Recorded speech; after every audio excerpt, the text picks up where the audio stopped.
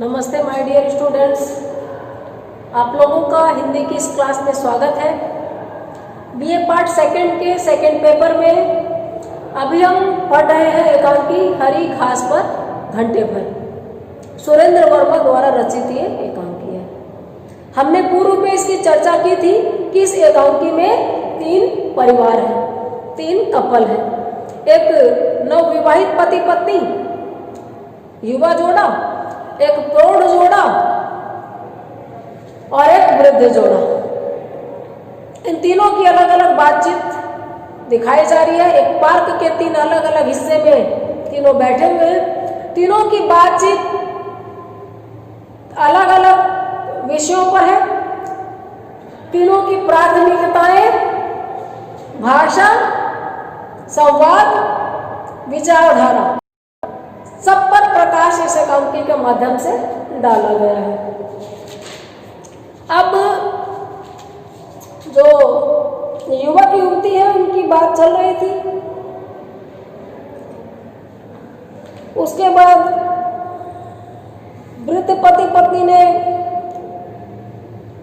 देखा है कि पार्क में कुछ लड़ियां झंडियां बिखरी हुई है।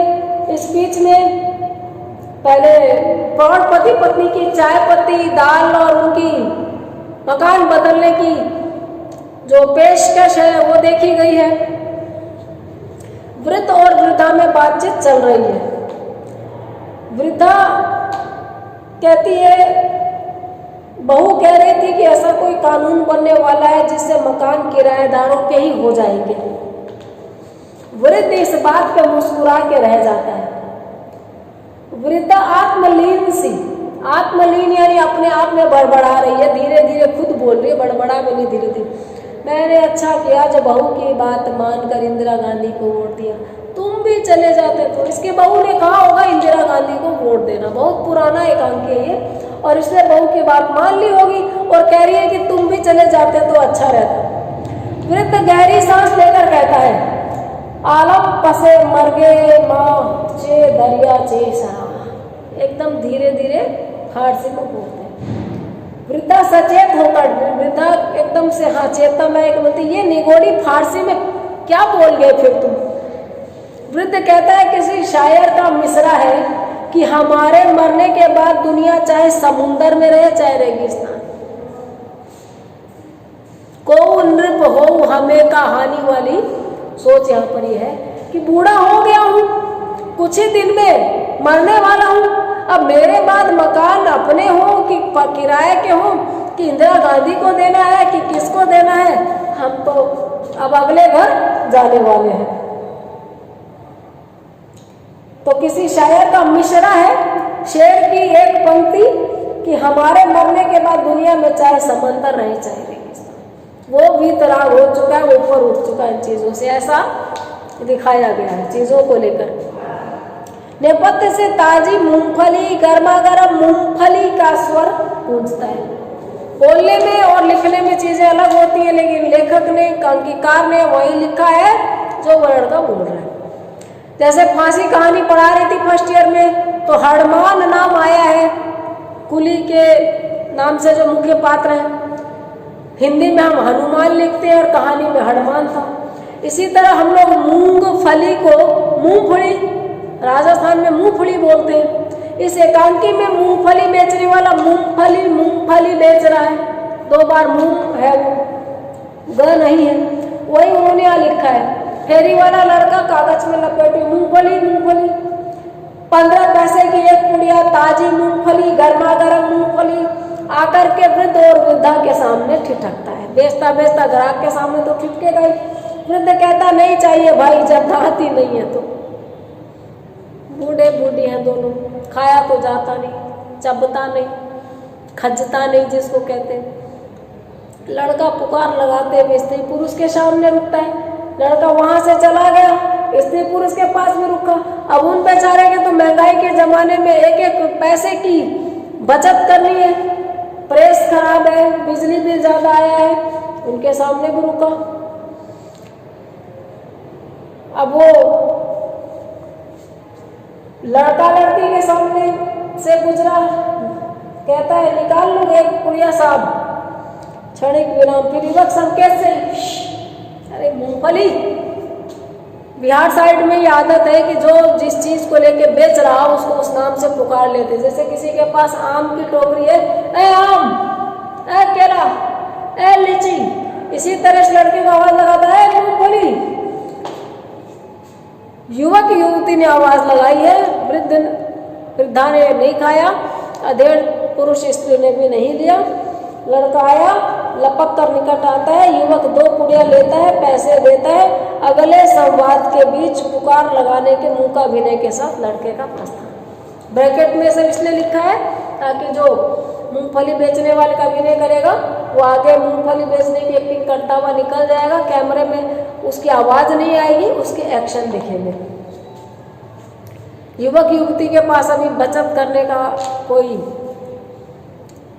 टारगेट नहीं है, जितना कमाना है उतना खर्चना है, मौज उड़ाना है, आराम से रहना है, ये अभी उनकी जिंदगी का फलसफा है। तो 2 पुड़िया मूंगफली उसने ले ली और युवक एक दाना मुंह में डालकर, आज दिन भर युवती पूछती है मुंह में एक दाना मूंगफली डालकर आज तुमने क्या किया? युवक भी लड़की की तरह से उसी प्रकार, बताऊं? लड़की कहती किसी के टाटा करने के बाद 10:15 बजे ऑफिस पहुंचा। किसी ने टाटा किया, टाटा बाय, मैं ऑफिस पहुंचा। किसके टाटा करने के बाद? लड़की पूछती है। युवक है कोई? किया किसी ने टाटा? युवती कहती है अच्छा फिर? उसके बाद युवक कहता है रजिस्टर में हाजिरी लगाई, 2-3 साथियों से हेलो हेलो की, फिर अपनी मेज पर आकर बैठा। ऑफिस में पहुंचते ही पहले तो रजिस्टर में अटेंडेंस लगाते हैं, फिर 2-3 जो जान पहचान के बन जाते हैं, कुलीग वगैरह, उनको हाय हेलो करते हैं। फिर अपनी जो खुद की मेज होती है, निर्धारित सीट, वहाँ के काम संभाला। 16 कस्टमर्स के बिल 3 महीने से पड़े हुए थे, उनके नाम रिमाइंडर टाइप करवाए और मैनेजर से सिग्नेचर करवा के डिस्पैच किए। जिस कंपनी में काम करता है वहाँ पर ऑर्डर लिए जाते हैं, पेमेंट किया जाता है, एडवांस भेजा जाता है। तो 16 कस्टमर्स के बिल जो है वो 3 महीने से पे नहीं हुए थे। इनके 3 कस्टमर्स ने बिल नहीं पे किया था, तो उनके नाम रिमाइंडर टाइप करवाना, स्मरण पत्र एक बार और याद दिलाना कि इस पत्र संख्या के आधार पे आपके यहाँ इतना बकाया है, आपने नहीं चुकाया है, तो आप अतिशीघ्र ये भुगतान करें। वो टाइप कराया और मैनेजर से उसके नीचे सिग्नेचर करके डिस्पैच करना, यानी भेज देना डाक के जरिए। कॉन्ट्रैक्टर ने पिछले हफ्ते का रॉ मटेरियल सब स्टैंडर्ड सप्लाई कर दिया था, उसलिए उसका एडवांस रोकने का नोटिस निकलवाया। कुछ काम करते हैं तो उसमें कच्चा माल चाहिए, रॉ मटेरियल, तो वो ठेकेदार ने अच्छी गुणवत्ता का नहीं भेजा, औसत दर्जे का भेज दिया, तो उसका एडवांस जाना था, उसको रोक लिया और उसको नोटिस भेजा। अगले शनिवार को रिडक्शन सेल होनी है, इसलिए इश्तहार का मैटर तैयार करवा के 4 अखबारों में भिजवाया। पुराना माल जब बच जाता है तो त्योहारों के सीजन में उनकी सेल लगती है, तो उसके लिए बड़े 4 अखबार में इश्तहार पर पंपलेट, प्रचार, विज्ञापन। फिर झटक कर एक सिगरेट मुंह में दबाई और जैसे ही जलाने को हुआ तो फिर एक सिगरेट मुंह के लगाई और जलाने के पहले बहुत ही कोमलता से वो स्त्री उसको देखती है। तो मतलब आगे तो याद आया कि किसी ने दिन भर में बस 10 की पाबंदी लगा दी है। किसी ने कहा दिन भर में बस 10 तो बहुत होते भाई। इस हिसाब से तो ये जैसे 20-50 पीता था और उसने बोल दिया कि बस 10 ही पीनी है एक दिन में, बड़ा भयंकर चेन स्मोकर है। लेकिन तब भी उसने कोशिश की है रुकने की, कि वो कहता है कि किसी ने कहा था कि 10 से ज़्यादा नहीं। तो युवती पूछती किसने? युवक कहता है कोई, आप किसी की प्राइवेट बातों में दखल क्यों देती है? ओह भूल गई आगे हंस करके वो भी जवाब देती, यही बात उसने की थी पहले।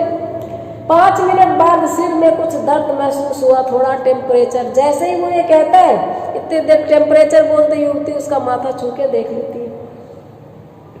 अब 2 बातें एक साथ चलेंगी, क्रॉस टॉकिंग, इधर से लड़की कुछ बोलेगी, उधर से वो कुछ बोलेगा। जैसे ठंडी पराठे अचार के साथ, मुझे ये बिल्कुल पसंद नहीं है, खा लिए। ठंडी रोटी कूड़े में डालनी थी, मैंने पानी पी लिया। इसी तरह से भी कह रहा है कि एस्प्रो की 2 गोलियां मंगवाई और हाफ सेट चाय का ऑर्डर देते देते रुक गया क्योंकि किसी ने फिजूल खर्ची से बचने की ताकीद की थी। वो कहता है कि 2 गोली तो मंगा ली लेकिन चाय मंगाते मंगाते रुक गया कि किसी ने फिजूल खर्ची से बचने की ताकीद की थी। सिगरेट कम पीता तो चाय और दूध दोनों मिल सकते थे, लेकिन यहाँ वो बात आई नहीं है। तो युवती किंचित आक्रोश में कहती है, बस तुमसे यही एक बात है जो मुझे बिल्कुल मजे से गोली निगलने के बाद एक ठंडा गिलास पानी, तबीयत बढ़िया पैसा।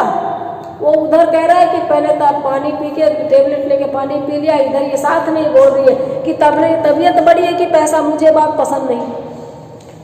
और फिर उसी में कहती है तुम्हें मेरी कसम जो, और इधर युवक कह रहा है घटाघट पी लिया, फिर पंखे को पूरी स्पीड पर चलाकर आगे फिर कभी कुछ ऐसा किया। इधर ये कह रही है, उसने बोला कि दवाई ले ली, पंखा चला लिया, उधर वो बोल रही है कि अगर तुम्हें कुछ हो गया तुम ही मेरा सब कुछ हो। ये कह के वो इमोशनल हो गई और अपने पल्लू को आंखों से छुलाया कि मेरे तो तुम ही सब कुछ हो। ओफो मधु, मैं तो हंसी कर रहा था, तुम भी ना मतलब मजाक में सीरियस हो जाती हो। युवती एकदम से तरल स्वर में भीगे हुए सर में, हाँ किसी की जान जाए तुम्हारी हंसी है, तुमको मजाक सूझ रहा, मेरी जान निकलती है कि टेबलेट खा के ठंडा पानी पी लिया तुमने, चाय नहीं मिली, पेन किलर वगैरह लेके लोग ठंडा पानी नहीं पीते। अरे भाई मैं तो, युवक दूसरी ओर मुड़ते, मुझे जाओ तुमसे बात नहीं करनी, इस तरह मुड़ती है, मुझे बोलना ही नहीं किसी से, बस मैं नहीं बात करूँगी किसी से, बातचीत मेरी बंद है। दूसरी तरफ परवर्ती दृष्टि के बीच युवक युवती को मनाता रहता है और अंततोगत्वा सफल हो जाता है। इस बीच में इतना दिखाते हैं कि स्टोरी चली जाएगी स्त्री पुरुष के बीच, लेकिन लड़का उससे कान पकड़ के माफी मांग रहा, हाथ जोड़ रहा, और लड़की मुस्कुरा देगी और वो मान जाएगी। स्त्री और पुरुष के बीच की बातचीत चल रही है। स्त्री कहती है चलो रज्जू का दाखिला तो हो गया, मैं तो चिंता के मारे, बेटे का सिलेक्शन IIT में हुआ था, लेकिन सिलेक्शन मात्र हो जाना ही किसी समस्या का हल नहीं है।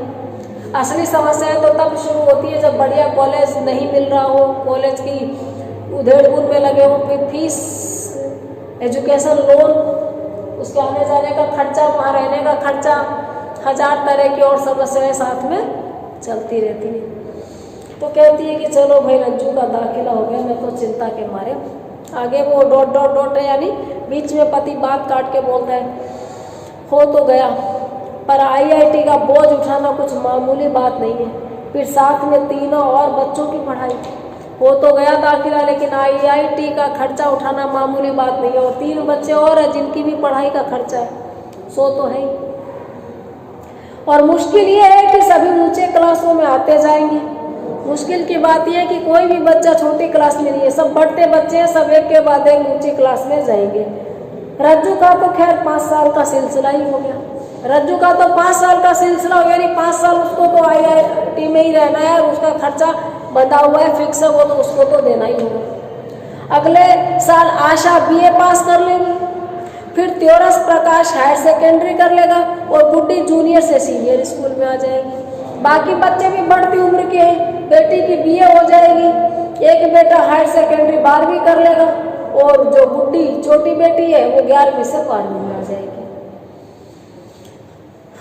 ये खर्चे याद दिलाए जा रहे हैं, जिम्मेदारियां याद आ रही हैं, इनकी यही बातचीत चलती है। स्त्री कहती है और इनके साथ हारी बीमारी, नाते रिश्तेदार सभी कुछ तो लगा है, खाली बच्चों की पढ़ाई तो है नहीं, हारी बीमारी भी है, राशन पानी के अलावा की चीज़ें हारी बीमारी है, और नाते रिश्तेदार है, कोई आ रहा है, किसी के ब्याह शादी, किसी के लिफाफा पकड़ाना है, किसी के मुंह दिखाई करनी है, सभी कुछ तो लगा रहता है।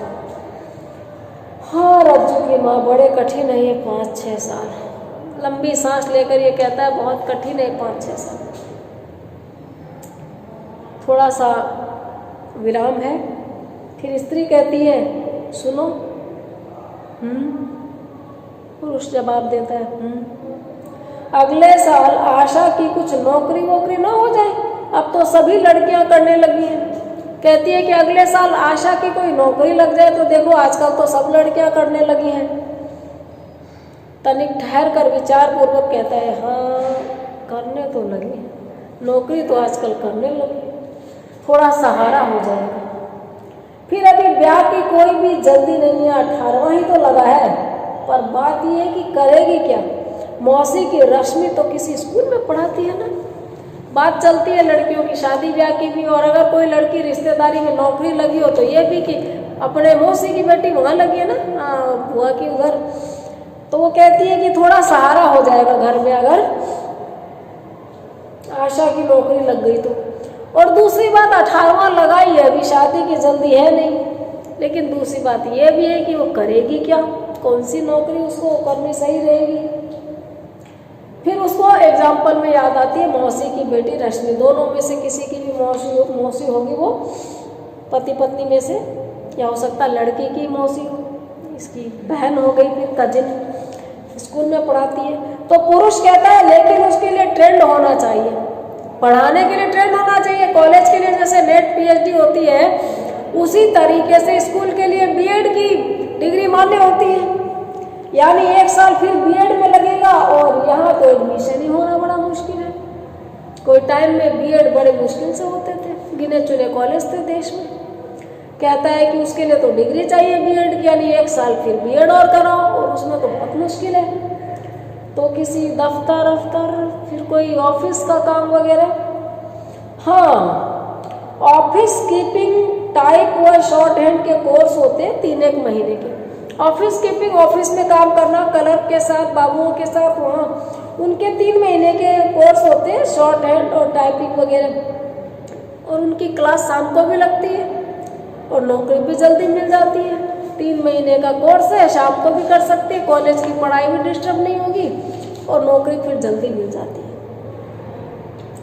फिर स्त्री रुककर हिचकिचा कर बोलती है, बस यही लगता है सयानी लड़की का अकेले आना जाना।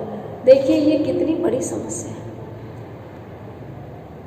हम लोग 15 अगस्त को आज़ादी की वर्षगांठ मनाते हैं। उस वर्षगांठ के साथ बड़े लंबे भाषण और तिरंगा झंडा, मिठाइयाँ, लेकिन क्या कभी आपने सोचा है कि इस देश की स्त्रियों के लिए, लड़कियों के लिए क्या देश आज़ाद हुआ है? एक पुरुष को आधी रात को ट्रेन पकड़नी हो तो वो अकेला भी जा सकता है, अगर घर दूर नहीं हो या सामान नहीं हो, लेकिन एक औरत को छोड़ने के लिए उसका पति, पिता, भाई या बेटा, कोई ना कोई मर्द जरूर जाएगा। और ताज्जुब देखिए कि हर घर की महिलाओं को दूसरे के घर के मर्दों से खतरा है, और खतरा तो खैर उनको अपने घर के मर्दों से भी है। पास में रेलवे स्टेशन है, स्कूल पे से इधर उधर जाने में कई बार बियर की बोतल, दारू की बोतल पड़ी मिलती है, और बड़ी मुश्किल से उस रास्ते को शॉर्टकट के लिए मैं पार करती हूँ, अगर रेलवे कॉलोनी में, लोगों में मेरी किसी एक परिचित के यहाँ जाना हो तो। लेकिन आप फर्ज कीजिए कि उस पुल पर रात को लड़कियां बैठ के बियर पी रही हूँ। मैं बियर पीने की तरफदारी नहीं कर रही हूँ, मैं स्वतंत्रता की बात कर रही हूँ। नहीं जा सकती। ट्यूशन पढ़ने ही जाना हो, छोड़िए इस चीज को। लौटने की, सही लौटने की गारंटी नहीं है। सुबह जल्दी जाने में डर लगता है, शाम को देर से आने में डर लगता है, रात को प्लेटफॉर्म पे उतरने में डर लगता है, रात को किसी शहर में पहुंचने में डर लगता है। और डर किसका? हम जंगल में नहीं रहते हैं, शेर का, बाघ का, चीता का, इनका नहीं लगता है, लड़कों का लगता है। किस चीज का लगता है? रेप का लगता है, यौन शोषण का लगता है। अजीब सा नहीं लगता है सोचकर कि हम 2020 में भी इन्हीं चीजों से डरते हैं, और ये लगातार हो रही है, कम नहीं हो रही है। हम एक ऐसे समाज में हैं जहाँ एक इंसान को दूसरे इंसान से सिर्फ जेंडर की वजह से डर लगता है। भरी हुई बस में एक ही लड़का हो, सब लड़कियां हो, तो लड़का कभी नहीं डरेगा कि उसका रेप हो जाएगा। लेकिन भरी हुई बस हो, सब लड़के हों और एक लड़की हो, तो निश्चित जानिए कि उसकी सांस हलक में अटकी रहेगी। हम सबके घर में लड़कियां हैं। हमें एक बार उनकी नजरों से दुनिया को देखने की कोशिश करनी चाहिए। फिर भी हम बिठा के नहीं रख सकते। अमृता प्रीतम का एक उपन्यास है बंद दरवाजा, उसमें उन्होंने लिखा है, लड़की गूथे हुए आटे की तरह होती है, ढक के रखो तो सड़ जाएगा, खुला छोड़ो तो कौवे खा जाएंगे।